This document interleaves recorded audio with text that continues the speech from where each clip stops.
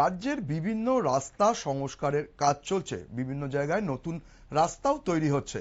আসলে রাজ্য সরকার চাইছে যে যোগাযোগ ব্যবস্থাকে উন্নত করে রাজ্যকে আরো উন্নত করতে।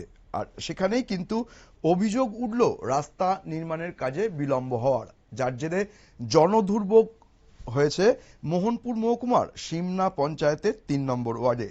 এই বিষয়ে স্থানীয় প্রশাসনিক আধিকারিকদের ভূমিকা নিয়েও ক্ষোভ তৈরি হয়েছে গ্রামবাসীদের মধ্যে। তাদের অভিযোগ যে সেখানে গত আশ্বিন মাস থেকে রাস্তা নির্মাণের কাজ শুরু হয়, কিন্তু ঠিকঠাকভাবে কাজ না হওয়ায় প্রতিদিনই দুর্ভোগ পোহাতে হচ্ছে সাধারণ মানুষকে। এখনো পর্যন্ত কাজ কেন শেষ হচ্ছে না, সেই নিয়েই প্রশ্ন তুলছেন তারা। ঠিক কি বলছেন স্থানীয় গ্রামবাসীরা, আমরা শুনে নেব তাদের বক্তব্য। আপনাদের এখানে কি সমস্যাটা, মূল সমস্যাটা কি? মূল সমস্যাটা গেছে আশ্বিন মাসের থেকে এই রুটটা আমাদের কাজ করছে আজকে পর্যন্ত।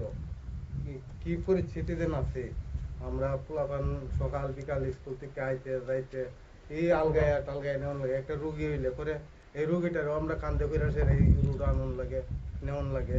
গরু বাছুর লই আসে এরা এই আজকে আছে একটা বছর ধরে আসে এরা কি অসুবিধার জন্য আছে। ওই আমি তো কইতাছি কেন গ্রামের মেয়ে লোক আছে জল টলের চলবার কি অসুবিধা তারা তো একটু কথা বলবে। হ্যাঁ, কি সমস্যা কোনছেন দিকে আপনাদের?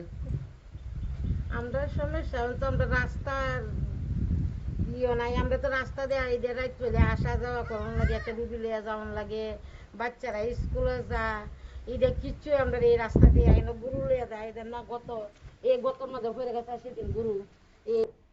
আমরা শুনিলাম গ্রামবাসীদের অভিযোগ। এই বিষয়ে দপ্তরের আধিকারিকদের সাথে যোগাযোগ করা হয়েছিল। তারা জানিয়েছেন যে 6 মাস আগে আরসিসি ওয়াল দেওয়ার পর বৃষ্টি এসে যাওয়ার কারণে আর রাস্তার দুধারে মাটি ফেলা সম্ভব হয়নি, যে কারণেই রাস্তার কাজ সম্পন্ন হয়নি।